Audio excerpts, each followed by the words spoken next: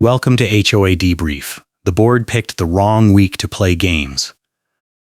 I need you to take a breath and settle in, because what happened to me in Fairbanks is going to sound impossible until you hear the whole thing. Brenda was already screaming before I even got my car door open. "You are blocking the plow route," she yelled, jabbing her finger at my sedan parked 2 feet from the curb to avoid a sheet of black ice. "I will have you towed in 20 minutes if you do not move it right now. The fine schedule changes at the first of the month and the deadline is tomorrow, so you better get your act together before this gets worse." I stood there in the freezing fog, my breath coming out in clouds, and I realized this woman was not going to stop until she destroyed me. My name is Derek. I am a court runner who files documents and knows deadlines. And I moved to Fairbanks 3 months ago because I needed a fresh start after my divorce cleaned me out. I thought a quiet neighborhood would be perfect. The listing did not mention that Northwind Meadows HOA turned every snowfall into a compliance crisis. Brenda Young was the record's custodian, which meant she controlled access to every rule, every notice, and every scrap of paper the board ever touched. She also decided that I was her personal project the day I moved in. The first violation notice appeared on my door 2 days after the moving truck left. It said my snow removal was insufficient and created a hazard. I had shoveled my walkway down to bare concrete that morning, so I walked outside to check. There was not a flake anywhere. I called the HOA office and Brenda answered. She told me the notice was valid because I had not cleared the snow within 4 hours of the storm ending, which meant I was already in violation even if I shoveled later. I asked to see the rule. She said it would cost me $50 for a copy of the winter emergency addendum, and I would need to submit a written request. I could not afford to fight. I had just bought the place and my savings were gone. The mortgage was tight and I was picking up every filing shift I could get just to stay current. Losing this house would put me back in my car, and winter in Fairbanks is not something you survive in a sedan. So I paid the $50 and waited. The packet arrived a week later. It was 30 pages of dense text with no table of contents and no highlights. I read through it twice and could not find the 4-hour rule anywhere. I called Brenda back and she sighed like I was the biggest idiot alive. "It is in the appendix under subsection 9, she said. "I do not have time to walk you through basic reading comprehension. If you want clarification, submit another written request and I will see if the board has time to respond." I hung up and started building a file. Every notice, every phone call, every receipt. I wrote down dates and times. I took photos of my walkway every morning before I left for work. I was not going to let this woman bury me in paperwork without a record. The second notice came 3 days later. This one said my car was parked in a fire lane. I checked the curb and there was no red paint, no sign, nothing. I walked the entire block and did not see a single fire lane marker. I called Brenda, and she told me the fire lane designation was based on the original plat map from 1987, and the board did not need to mark it physically because all homeowners were required to know the plat. I asked how I was supposed to get a copy of the plat. She said the county assessor had one and I could go look it up myself. I went to the assessor the next day. They pulled the plat and showed me the map. There was no fire lane anywhere near my house. I asked them to print me a copy and they did. I added it to my file. Brenda did not slow down. The notices kept coming. 1 week it was my garbage can placement. The next week it was my snow pile blocking drainage. Then it was my driveway approach creating a slip hazard because the slope was too steep. Every notice came with a fine and a deadline, and every time I called to dispute it, Brenda told me I needed to submit a written appeal and pay a processing fee. The fees added up fast. Within a month, I was looking at over $1,000 in fines and fees, and none of it made sense. I talked to my neighbors. Most of them just paid and moved on. A couple of them warned me that fighting Brenda was pointless because she had been doing this for years and the board always backed her up. One guy told me she had forced 3 families to sell in the last 2 years because they could not keep up with the fines. He said the board loved her because she brought in revenue and kept the neighborhood locked down tight. That was when I realized this was not about rules. This was about control. and Brenda had decided I was going to be her example. The parking confrontation happened on a Tuesday morning. I had parked my car to avoid the ice patch because the plow had left a ridge of frozen slush right along the curb and I did not want to wreck my alignment. Brenda must have been watching because she was outside before I even grabbed my work bag. She had her orange cones with her, the ones she carried everywhere strapped together with a clip, and she was setting them up around my car like it was a crime scene. "I do not negotiate with winter violations," she said when I walked over. "Your car is blocking the plow route and creating a safety hazard. I am calling the tow company right now unless you move it immediately." I pointed at the ice ridge and told her I was avoiding damage. She laughed. "The plow route is non-negotiable," she said. "If you cannot park legally, then you should not own a car. I can fine you daily until the snow melts and you cry." I swallowed my anger because I knew the moment to use it was coming. I pulled out my phone and opened the voice recorder. "I am going to need you to repeat that," I said. She looked at me like I had lost my mind. "Repeat what?" she said. "The part about fining me until I cry," I said. She narrowed her eyes. "You are recording me," she said. I nodded. "You just threatened to fine me daily for parking legally," I said. "I want it on record." She stepped closer, her face going red. "You do not get to record me without permission," she said. "Actually, I do," I said. "Alaska is a one-party consent state, and I am a party to this conversation." She opened her mouth to argue and then stopped. She knew I was right. She grabbed her cones and stormed off. I saved the recording and labeled it with the date and time. I did not know yet how I was going to use it, but I knew it was going to matter. The next escalation came 2 days later. I woke up to find someone had taken a photo of my property from the sidewalk, standing as close to the line as possible to make the snow pile near my mailbox look like it was spilling into the public right-of-way. The photo was printed and attached to a new notice on my door. It said I was creating a public hazard and the HOA was authorizing a contractor to remove the snow at my expense. The invoice would be added to my account and I had 72 hours to pay or face a lien. I went outside and measured. The snow pile was 18 inches inside my property line. It was not blocking anything and it was not on public land. I took my own photos from multiple angles and added them to the file. Then I called the contractor number on the notice. The guy who answered said Brenda had hired him to clear snow from several properties and he would be there the next morning. I told him the snow was on my property and I did not authorize the work. He said he had a signed work order from the HOA and he was going to do the job. I told him if he touched my property without permission, I would file a police report for trespassing. He hung up. The contractor showed up anyway. I was home that day because a court filing got delayed, so I saw the truck pull up. I went outside and stood between him and the snow pile. He looked uncomfortable. "Ma'am told me this was HOA property," he said. "It is not," I said. "You are about to work on private property without the owner's consent." He looked at the notice in his hand and then at me. "I am just trying to do my job," he said. "I get that," I said. "But if you touch that snow, I will call the police and you will be the one dealing with the fallout, not Brenda." He thought about it for a minute and then got back in his truck and left. Brenda called me 10 minutes later, screaming. "You interfered with HOA business," she said. "That contractor was authorized and you blocked him. I am adding an obstruction fee to your account and escalating this to the board." I told her the snow was on my property and she had no authority to touch it. She said the board would decide that, not me, and I should expect a hearing notice soon.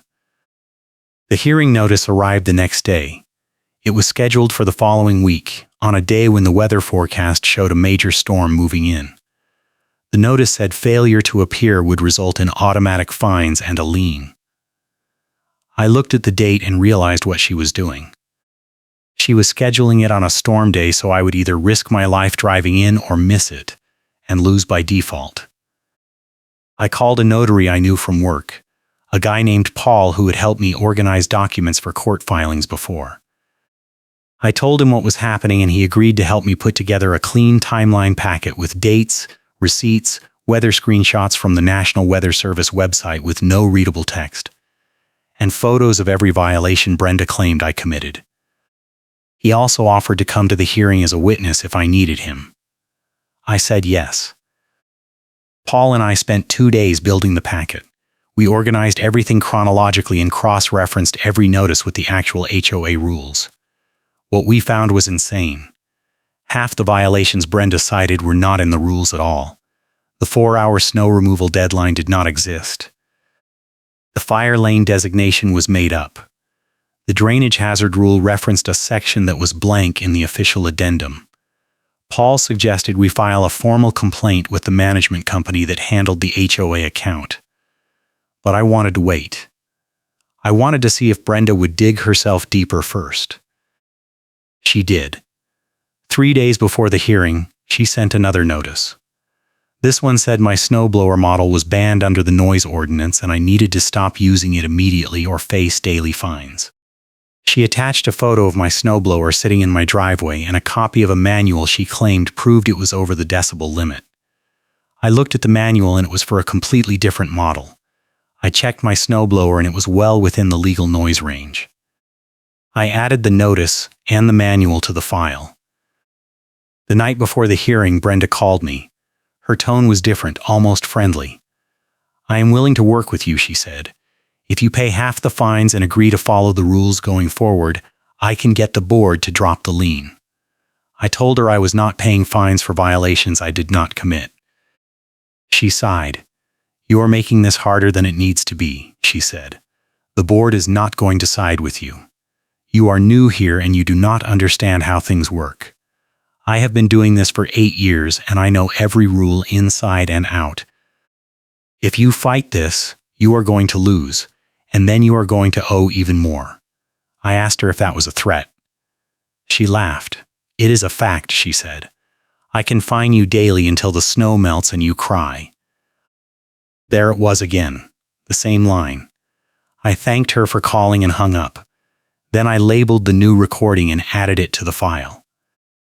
If you are enjoying this story, hit that like button and subscribe because you are not going to believe what happens next. The hearing was scheduled for 2 in the afternoon at the HOA Community Center, a small building near the entrance of the neighborhood. The storm hit that morning, dumping 6 inches of snow in 2 hours and turning the roads into skating rinks. I almost did not go. My car slid twice on the way over and I had to crawl along at 15 miles an hour just to keep control. When I got there, the parking lot was nearly empty. Brenda was already inside, sitting at a table with 2 board members and a laptop. She looked surprised to see me. "You actually came," she said. "I told you the weather was dangerous." I sat down across from her and pulled out my packet. Paul came in a minute later shaking snow off his coat. Brenda frowned.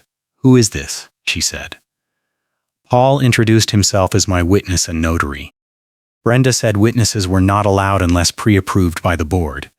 Paul pulled out a copy of the HOA bylaws and pointed to the section that said homeowners could bring 1 witness to any hearing. Brenda looked at the board president, a guy named Ron who looked like he wanted to be anywhere else. Ron shrugged. "The bylaws say he can have a witness," he said. Brenda opened her laptop and pulled up a slideshow. She went through every violation one by one, reading the notices out loud and showing the photos. She talked for 20 minutes without stopping. When she finished, Ron asked if I had anything to say. I opened my packet and handed copies to everyone at the table. Then I went through the timeline. I showed them the plat map proving there was no fire lane. I showed them the weather screenshots proving the 4-hour rule did not exist. I showed them the photos proving my snow pile was on my property. I showed them the manual proving my snowblower was legal. I showed them the blank section in the addendum that Brenda kept referencing. By the time I finished, Ron was staring at Brenda like he had never seen her before. Brenda tried to recover. She said the rules were subject to interpretation and the board had the authority to enforce them as needed. I asked her to show me where the board had voted on any of these interpretations. She said the votes were in the meeting minutes. I asked her to provide copies of the minutes. She said she would need to pull them from the archives and it would take time. Paul spoke up. As the records custodian, you should have immediate access to the minutes, he said. If the votes exist, you can pull them right now. Brenda glared at him. I do not have to justify myself to you, she said. That was when I played the recording. I pulled out my phone and hit play. Brenda's voice filled the room, clear and sharp. I can fine you daily until the snow melts and you cry. Then the second recording from the night before. I can fine you daily until the snow melts and you cry. Ron sat back in his chair. Brenda went pale. Where did you get that? She said. From you, I said. You said it twice, once in person and once on the phone. Ron looked at her. Did you actually say that? He asked. Brenda stammered. It was taken out of context, she said. There is no context where that is appropriate, Paul said. Ron asked for a break. He and the other board member, a woman named Linda, stepped outside with Brenda. They were gone for 15 minutes. When they came back, Ron said the board was tabling the hearing and launching an internal review. He said all fines would be frozen until the review was complete and I would not face any further enforcement actions in the meantime. Brenda looked like she had been slapped. I walked out feeling like I had just dodged a bullet, but I knew it was not over. Brenda was not the type to let this go.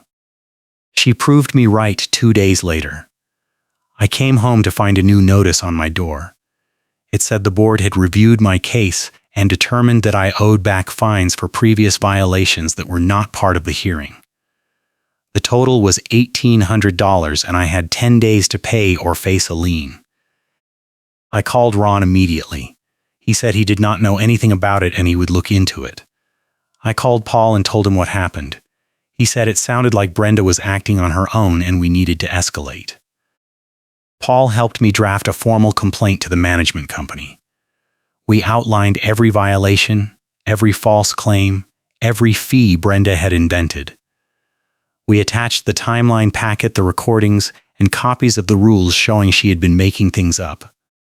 We sent it certified mail and copied the entire HOA board. The management company responded within 3 days. They said they were launching an audit of all enforcement actions taken by Brenda in the last 2 years. They also said they were suspending her access to the records system until the audit was complete. Brenda called me that night, screaming. You are trying to destroy me, she said. I am just doing my job and you are making me look like a criminal. I told her she had been inventing rules and fining people illegally for years. She said I had no proof. I told her the management company had the proof and they were going through everything. She hung up. The audit took 2 weeks. When the results came back, they were worse than I expected. Brenda had been overcharging for document requests, inventing fees, and pocketing the difference. She had also been issuing fines without board approval and altering meeting minutes to cover her tracks. The management company fired her immediately and referred the case to the county attorney for possible fraud charges. But Brenda was not done. She showed up at my house the next morning with her cones and a camera. She started taking photos of my property from every angle, muttering to herself about violations and evidence. I went outside and told her to leave. She ignored me. I pulled out my phone and called the police. She laughed. The police are not going to do anything, she said. I am on public property and I have every right to be here. The officer who showed up was a guy named Trent, who I recognized from a court filing I had done a few months earlier. He remembered me and asked what was going on. I explained the situation and showed him the management company letter terminating Brenda's access. Trent walked over to Brenda and asked her to leave. She refused. She said she was documenting violations and she had a right to be there. Trent told her she was harassing a resident and if she did not leave, he would cite her for trespassing. She finally left, but not before yelling that this was not over. The final piece came together a week later. Paul and I were going through the HOA records that the management company had released as part of the audit. We found something buried in the old meeting minutes. The snow rule Brenda had been citing, the one she kept saying gave her authority to fine people for winter violations, had never been properly adopted.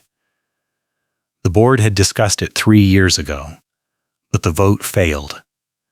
Brenda had written it into the enforcement manual anyway, and had been using it ever since. When Paul pointed this out to the management company, they escalated the case to the HOA attorney. The attorney called me 2 days later. He introduced himself and said he had reviewed the case. He said the HOA was willing to settle if I was interested. I asked what that meant. He said they would refund all fines and fees I had paid, issue a formal no-contact directive preventing Brenda from communicating with me, and adopt a written ban on retaliatory winter enforcement with penalties for violations. In exchange, I would agree not to sue the HOA for the harassment and fraud. I asked Paul what he thought. He said it was a good deal and I should take it. I agreed to the settlement on one condition. I wanted the directive and the policy changes announced at the next board meeting so every homeowner would know what happened. The attorney agreed. The meeting was scheduled for the following Thursday. I showed up early with Paul. The room was packed. Apparently word had gotten out about the audit and people wanted answers. Brenda was there, sitting in the back with her arms crossed. She glared at me when I walked in but did not say anything. Ron opened the meeting and went through the normal business. Then he got to the audit results. He read through the findings in a flat voice, detailing every fake rule, every overcharge, every altered document. People started murmuring. One guy stood up and asked how this had been allowed to go on for so long. Ron said the board had trusted Brenda and had not conducted regular audits. He apologized and said they were implementing new oversight procedures. Then Ron read the settlement. He said I had been targeted unfairly and the HOA was refunding all fines and fees. He said Brenda was permanently banned from any enforcement role and was subject to a no-contact directive. He said the board was adopting a new policy banning retaliatory enforcement and requiring all winter rules to be clearly posted and approved by a board vote. Brenda stood up. "This is a witch hunt," she said. "I have been protecting this neighborhood for years and now you are throwing me under the bus because one person complained." Ron said the audit showed a pattern of misconduct and the decision was final. Brenda looked around the room like she was expecting support. No one said anything. She grabbed her coat and walked out, slamming the door behind her. But the real payoff came a week later. I was walking to my car after a court filing when I saw Brenda standing on the sidewalk near the Northwind Meadows entrance sign. She was holding a clipboard and talking to another resident, a woman I recognized from the meeting. I slowed down to listen. Brenda was explaining that the board had made a mistake and she was still the record's custodian and the rules were still valid. The woman looked confused. "I thought you were fired," she said. Brenda said it was temporary and everything would be sorted out soon. I pulled out my phone and started recording again. Then I walked over. "That is not true," I said. Brenda spun around. "Stay away from me," she said. "You have a no-contact directive." I held up my phone. "You are harassing residents and lying about your position," I said. "That is a violation of the settlement." Brenda's face went red. "I am not harassing anyone," she said. "I am providing information." The woman she had been talking to backed away. "I think I am going to go," she said. Brenda stepped closer to me. "You think you won," she said. "You have no idea what you have done. This neighborhood needs someone to enforce the rules or it will fall apart. I do not negotiate with winter violations and I do not negotiate with people like you." I looked her in the eye. "You are right," I said. "You do not negotiate. You invent rules, overcharge people, and pocket the money. But that is over now." She opened her mouth to respond and then stopped. A car pulled up and the driver rolled down the window. It was Ron. "Brenda," he said, "you need to leave.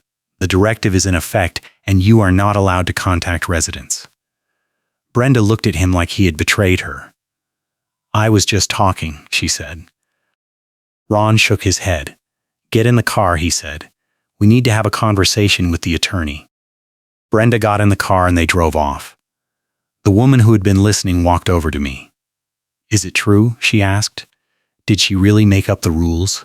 I nodded. "The management company audited everything," I said. "Half the fines she issued were fake." The woman shook her head. "I paid over $1,000 last year," she said. "I did not even question it. I told her to contact the management company and ask for a review. She thanked me and walked away." That was when I realized the fight was not just about me. Brenda had been doing this to everyone, and now people were starting to wake up. The settlement was finalized 2 weeks later. The HOA paid my filing fees to end the fight, refunded every dollar I had paid, and issued the no-contact directive with teeth. The new enforcement policy went into effect immediately, requiring all rules to be posted online and voted on by the board with meeting minutes published within 7 days. The management company also implemented quarterly audits to prevent anyone from pulling what Brenda had done. Brenda tried one more time to fight it. She hired a lawyer and filed a complaint with the county, claiming the HOA had defamed her and violated her rights. The county reviewed the case and dismissed it within a week. The evidence was too clear. She had been running a scam and the HOA had every right to fire her and ban her from the property. I ran into her one last time about a month after the settlement. I was shoveling my walkway after a fresh snow, and she drove past slowly, staring at me. I waved. She did not wave back. She just kept driving. Paul stopped by that afternoon to drop off a final copy of the settlement paperwork. He looked at the clean walkway and the lack of violation notices on my door. "Feels good, does not it?" he said. I nodded. "It does," I said. He clapped me on the shoulder. "You did the right thing," he said. "A lot of people would have just paid and moved on." I told him I could not afford to.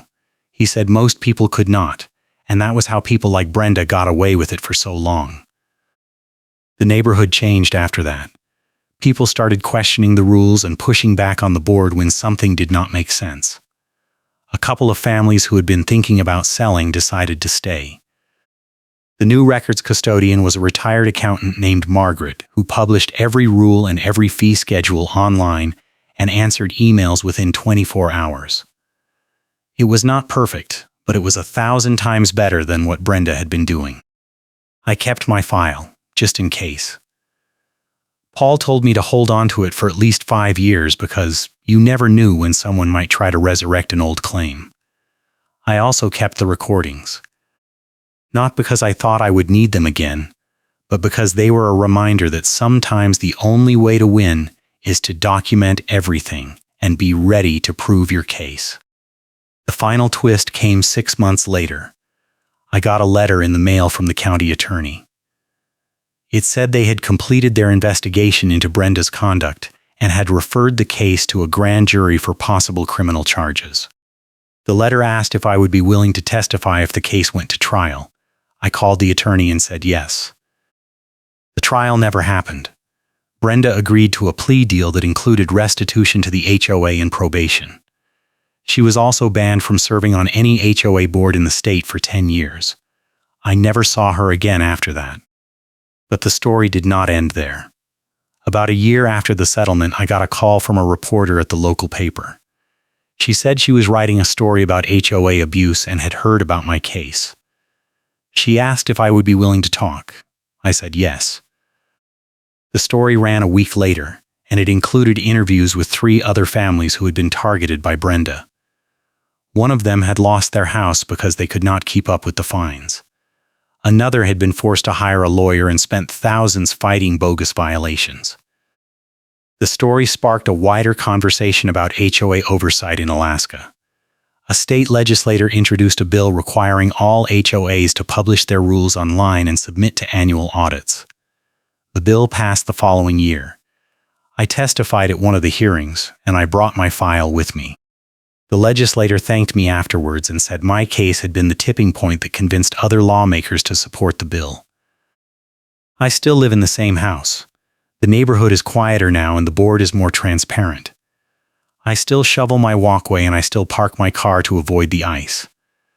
But I do not get violation notices anymore, and I do not have to worry about someone inventing a rule just to make my life harder. Looking back, the scariest part was not the fines or the threats. It was the realization that one person with a little bit of power could make your life a nightmare if you did not fight back. Brenda had been doing it for years, and most people just paid because it was easier than fighting. But easier is not always right, and sometimes the only way to stop a bully is to stand your ground and make them prove their case. The moment that changed everything was not the hearing or the audit or even the settlement. It was the day I started recording. That one decision gave me the proof I needed to show that Brenda was not enforcing rules. She was inventing them. And once I had that proof, everything else fell into place. Paul told me later that he had seen cases like mine before, and most of them did not end well because people did not document anything. They relied on memory or verbal promises, and when it came time to prove their case, they had nothing. I got lucky because I knew how court filings worked and I understood the importance of a paper trail.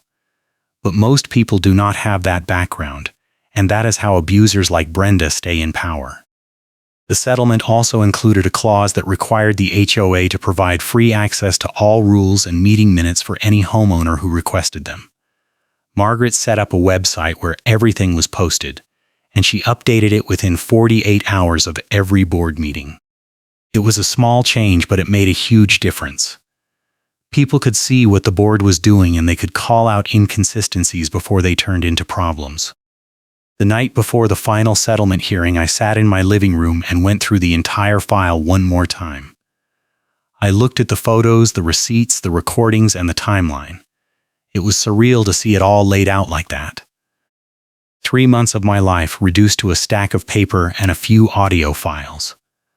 But that stack of paper had saved me from losing everything, and I was not going to forget that.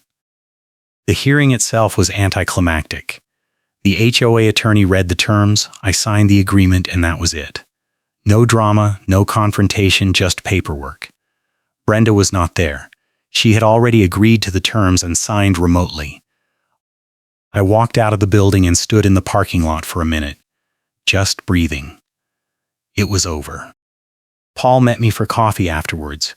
He said he was proud of how I had handled it and that most people would have cracked under the pressure. I told him I almost did, more than once. There were nights when I thought about just paying the fines and moving on because the fight was exhausting. But every time I got close to giving up, I would look at the file and remember why I started. I could not afford to lose the house, and I could not let Brenda get away with what she was doing. The recordings were the key. Without them, it would have been my word against hers, and the board probably would have sided with her. But once they heard her voice saying she could fine me until I cried, there was no way to spin it. It was clear, deliberate, and vindictive. And when I played the second recording where she said the exact same thing, it showed a pattern.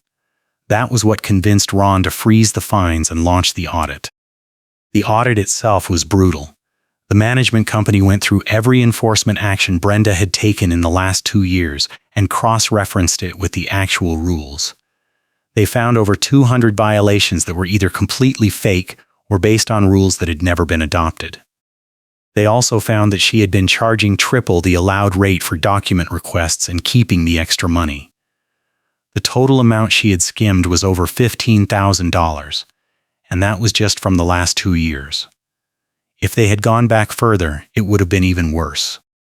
When the county attorney filed charges, Brenda tried to claim it was a misunderstanding.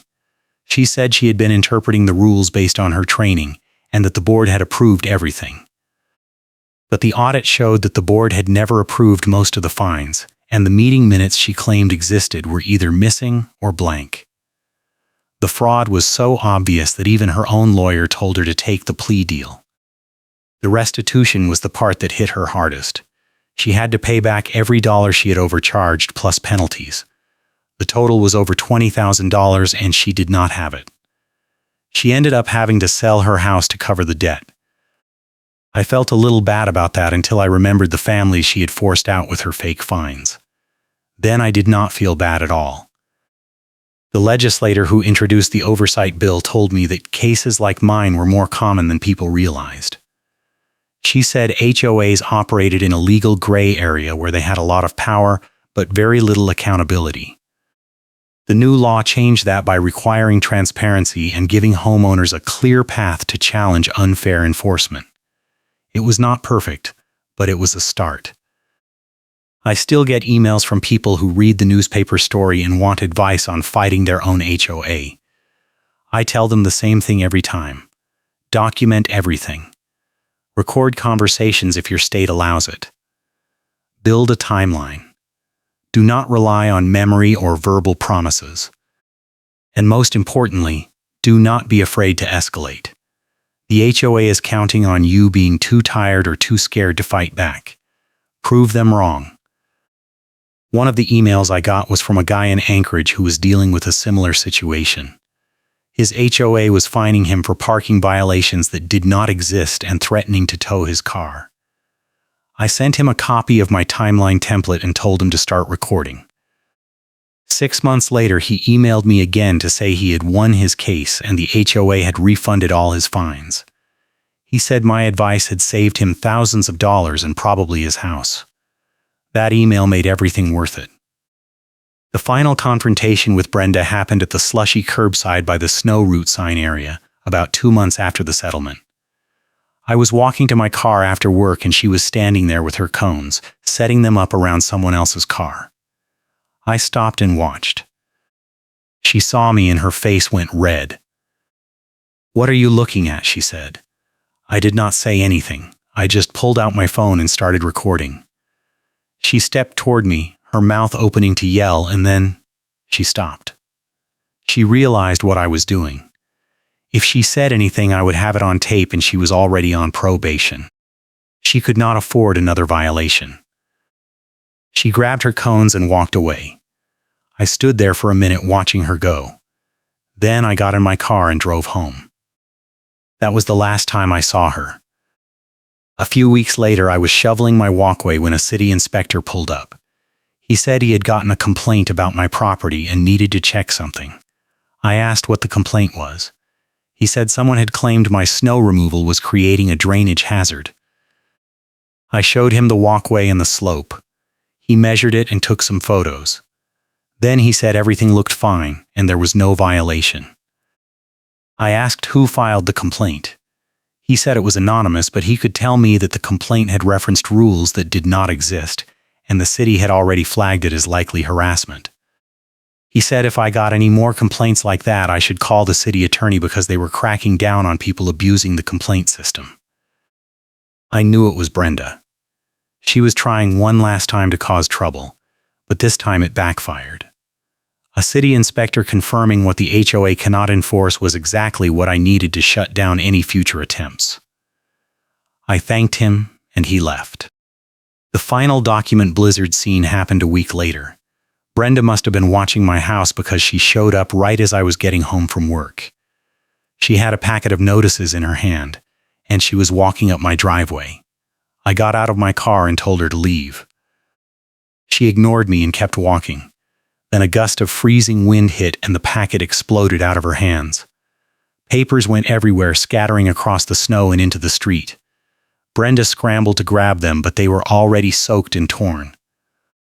A couple on a porch across the street was watching like it was a show, and one of them started laughing. Brenda looked at me, her face twisted in rage. "This is your fault," she said. I shook my head. "You did this to yourself," I said. She opened her mouth to respond, but another gust hit and more papers flew away. She finally gave up and stormed off, leaving the mess behind. I picked up a few of the papers out of curiosity.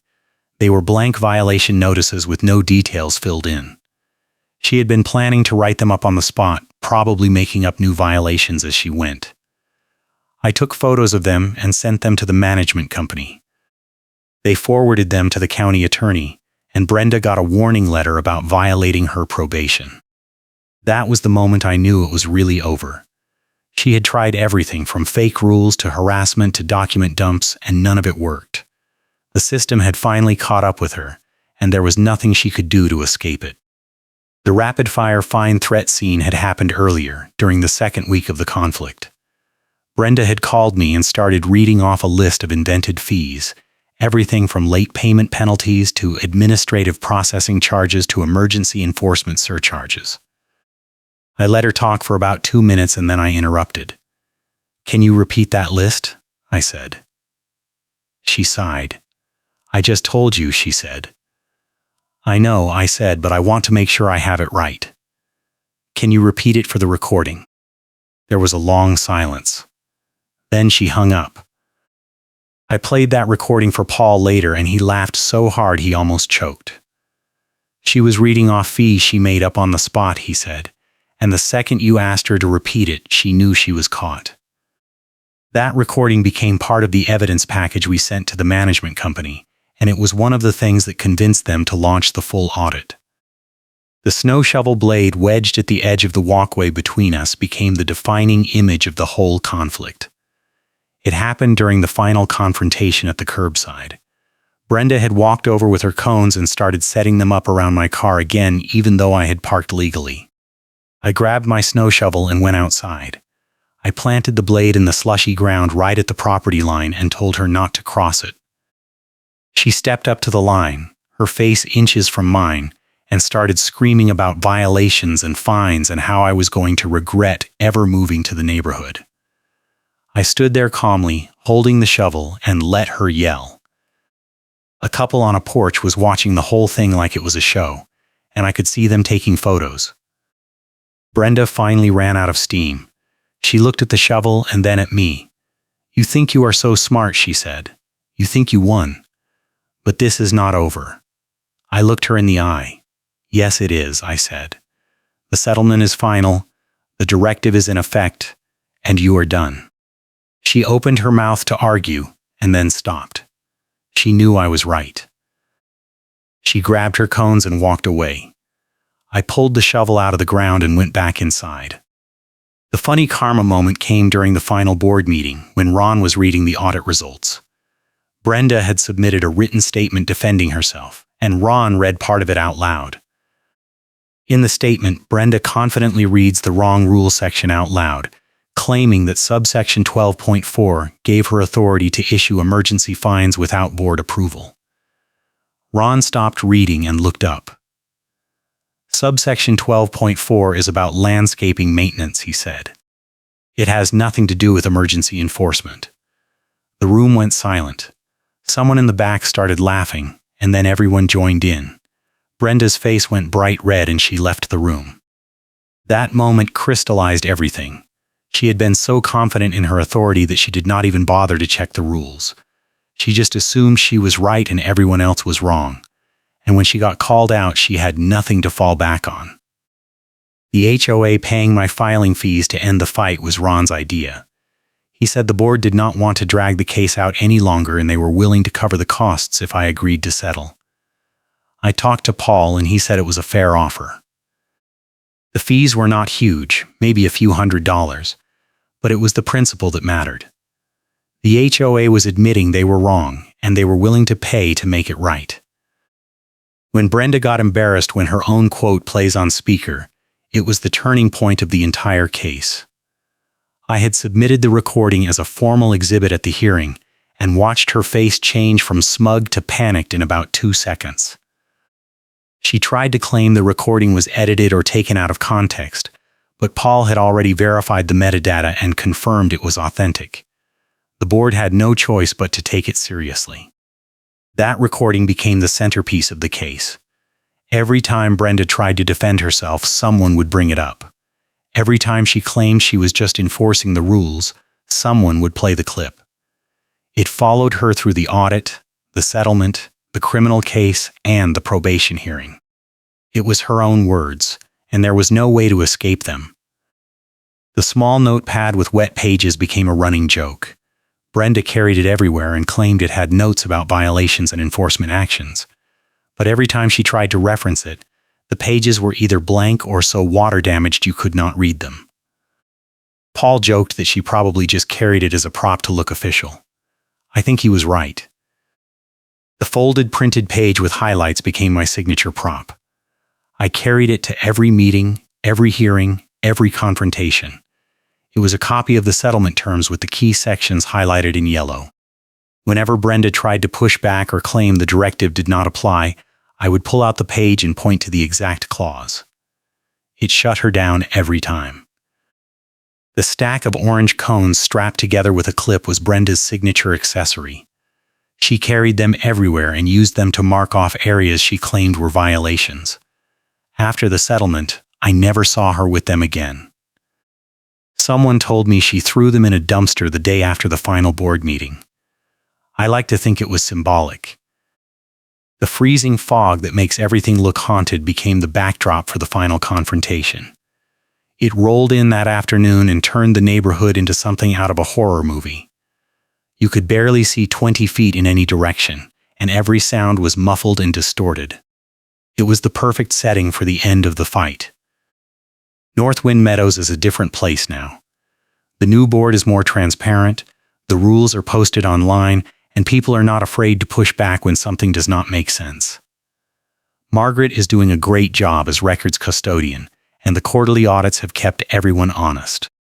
It is not perfect, but it is better. I still think about Brenda sometimes. I wonder if she learned anything from what happened, or if she just blames everyone else for her problems. I hope she learned, but I doubt it. People like that rarely change. What I do know is that I learned a lot. I learned that documentation is everything. I learned that standing up to bullies is hard but necessary. And I learned that sometimes the system works if you are willing to fight for it. The case also taught me that most people do not fight back because they do not know how. They do not know what documents to keep or what questions to ask or what rights they have.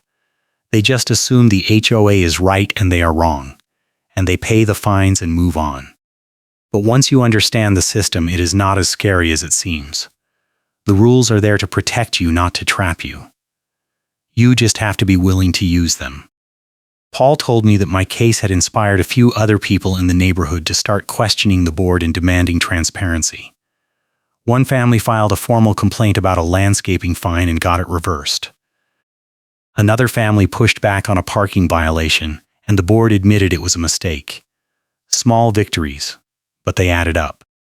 The legislator who introduced the oversight bill told me she was working on a follow-up that would give homeowners more power to challenge HOA decisions and make it easier to remove board members who abused their authority. She said my testimony had been a big part of building support for the bill, and she thanked me for being willing to go public with my story.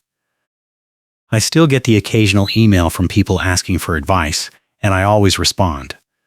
I figure if my experience can help someone else avoid what I went through, it is worth the time. I also keep the file updated just in case. You never know when you might need proof of what happened. The final twist, the one that still makes me smile, was when the county attorney told me that Brenda had tried to claim she was the victim and that I had orchestrated a campaign to destroy her reputation. The attorney said he had reviewed all the evidence and it was clear that Brenda had been running a scam and I had simply defended myself. He said the plea deal was generous given how much damage she had done, and if she violated probation she would face serious jail time. I do not know what Brenda is doing now. I heard she moved out of state after selling her house, but I have not confirmed it. Honestly, I do not care. She is not my problem anymore. What I do care about is making sure the neighborhood stays accountable. I go to every board meeting now, and I ask questions when something does not make sense. I also encourage other homeowners to get involved. The more people pay attention, the harder it is for someone like Brenda to take over again. The settlement was not just about the money or the refunds, it was about establishing a precedent. It showed that the HOA could not just make up rules and fine people without consequences. It showed that homeowners had rights and could fight back if they were willing to put in the work. And it showed that documentation and transparency were the best weapons against abuse. Looking back, I am glad I fought. It was exhausting and stressful, and there were times when I thought I was going to lose everything. But I did not lose. I won. And more importantly, I helped change the system so that other people would not have to go through what I did. The recordings, the timeline, the photos, the receipts, all of it mattered. Every piece of evidence built on the last one until the case became impossible to ignore. And when I finally deployed the trump card, when I played that recording of Brenda admitting she wanted to make an example of me, everything shifted. The board could not pretend it was about rules anymore. It was personal, and everyone knew it. That recording was the proof I needed to show that Brenda was not enforcing policy. She was targeting me. And once the board understood that, they had no choice but to act. The audit confirmed it, the settlement codified it, and the criminal case made sure she could not do it to anyone else. I still shovel my walkway every morning. I still park my car to avoid the ice. I still live in the same house. But now, I do it without fear. I do not have to worry about fake fines or invented rules or someone showing up with a clipboard and a vendetta. I can just live my life, and that is all I ever wanted. Thanks for watching. I will see you in the next HOA story.